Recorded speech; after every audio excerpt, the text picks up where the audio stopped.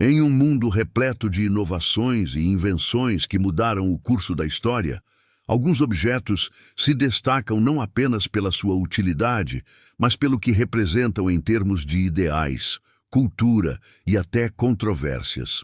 E entre os mais icônicos, um pequeno carro tornou-se um símbolo de liberdade, resistência e, ao mesmo tempo, da complexidade das relações políticas e históricas. Ele é, claro, o Fusca. Mas o que poucos sabem é que o Fusca, esse famoso veículo que encantou gerações, nasceu de uma proposta curiosa, quase insólita. Sua criação não foi apenas uma questão de engenharia ou design. Não.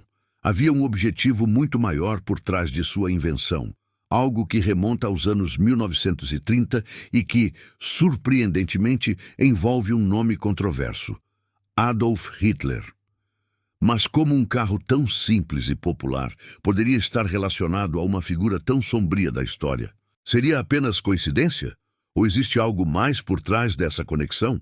Vamos voltar no tempo e explorar como o Fusca surgiu e qual foi o verdadeiro objetivo de sua criação em uma história que envolve política, ambição e, claro, o destino de milhões de vidas. Prepare-se, pois o que vamos descobrir ao longo dessa jornada pode mudar a maneira como você vê este icônico automóvel. E talvez até como você olha para a história. Nos anos 1930, a Alemanha vivia um período de agitação. O país, ainda se recuperando das cicatrizes da Primeira Guerra Mundial e das humilhações impostas pelo Tratado de Versalhes, atravessava uma das crises econômicas mais profundas de sua história.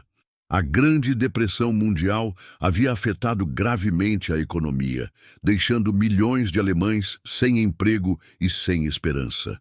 Foi neste cenário de miséria e incerteza que uma figura emerge para tomar o controle do país: Adolf Hitler.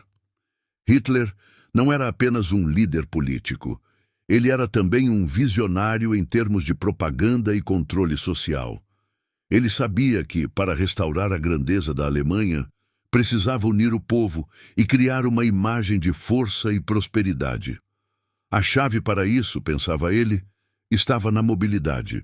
Se o povo pudesse se mover livremente, se tivesse acesso a um meio de transporte acessível e eficiente, a nação se fortaleceria. Mas havia um grande problema. Os carros na época eram caros, um luxo acessível apenas para as classes mais altas. E Hitler tinha uma missão: criar um carro acessível para todos os alemães. Ele queria que o povo fosse capaz de possuir um carro, para que a nação fosse mais dinâmica e mais forte. Assim, surgiu a ideia de criar um Volkswagen, que em alemão significa literalmente carro do povo. E quem melhor para comandar esse projeto do que Ferdinand Porsche, um renomado engenheiro e inventor? Porsche, que já tinha criado carros de corrida de sucesso, foi escolhido por Hitler para liderar o desenvolvimento desse ambicioso projeto. A ideia era clara: um carro barato, simples, funcional e de fácil manutenção, capaz de ser produzido em massa. Um carro para a Alemanha, um carro para o povo. O que parecia uma ideia simples e até mesmo ingênua, estava, na verdade, embutido em um profundo jogo político. Um jogo que, além de criar um novo produto, visava consolidar a imagem de um regime que, sob a fachada de um novo começo, começava a preparar o terreno para seus objetivos mais sombrios. Com a missão clara, Ferdinand Porsche e sua equipe se dedicaram ao projeto com fervor. Mas a tarefa não era simples. Criar um carro que fosse acessível, robusto e eficiente, capaz de ser produzido em massa, exigia inovação em cada detalhe. O primeiro passo foi estabelecer um conceito: um carro pequeno de motor traseiro e refrigerado a ar, algo diferente dos modelos populares da época. O resultado do trabalho da equipe de Porsche foi um design revolucionário. A ideia de um motor traseiro, simples e com uma estrutura compacta, poderia reduzir custos de produção e facilitar a manutenção. A aparência do carro também era única. Sem as complexas linhas de carros luxuosos, o Fusca era simples, sem fírulas, mas com uma característica inconfundível: sua forma arredondada, que futuramente se tornaria seu maior símbolo. Após meses de trabalho árduo, o protótipo do Fusca estava pronto. Mas antes de sua produção em massa, era necessário mais um passo: testes rigorosos.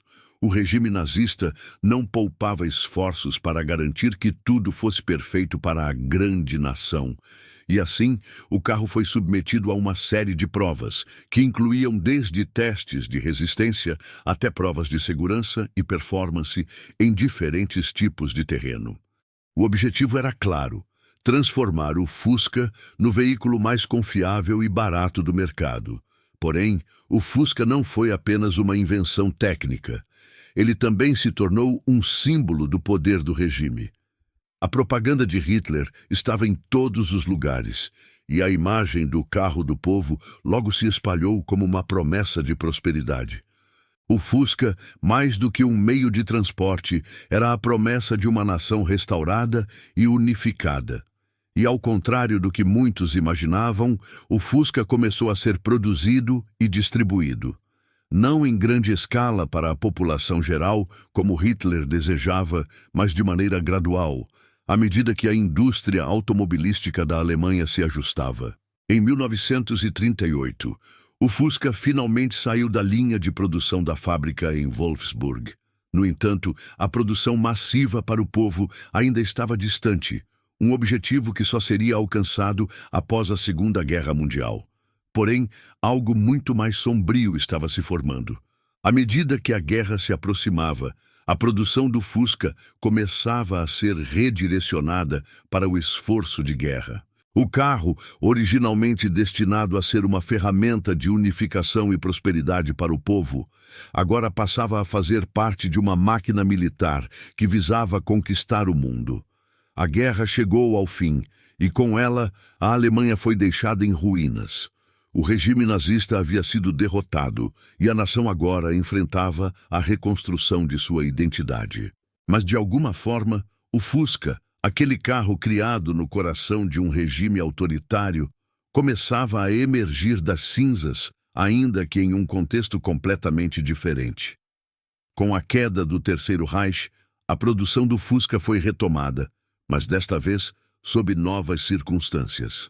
A fábrica em Wolfsburg, que antes havia sido dedicada à guerra, agora estava voltada para a produção do tão sonhado carro do povo. O mundo já não via mais o Fusca apenas como um símbolo do regime nazista, mas como um símbolo de recuperação, de renascimento.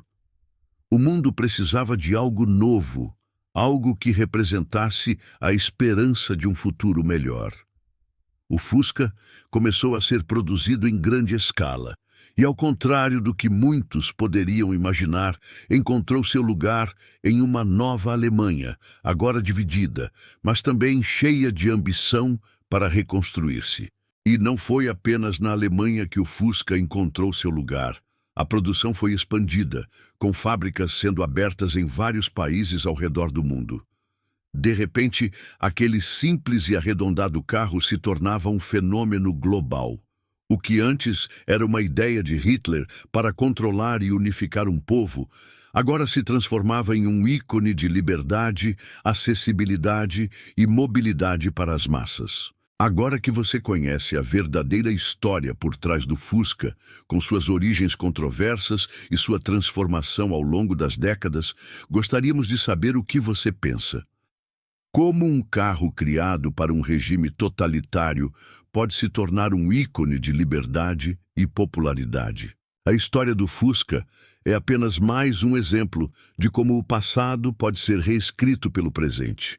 Se este vídeo te fez pensar sobre a verdadeira origem de objetos que todos conhecemos e usamos, não se esqueça de curtir, compartilhar e deixar seu comentário abaixo. Quer saber mais sobre outras histórias fascinantes como esta? Inscreva-se no canal e ative as notificações para não perder nenhum conteúdo novo. Até a próxima e continue explorando o passado para entender melhor o futuro.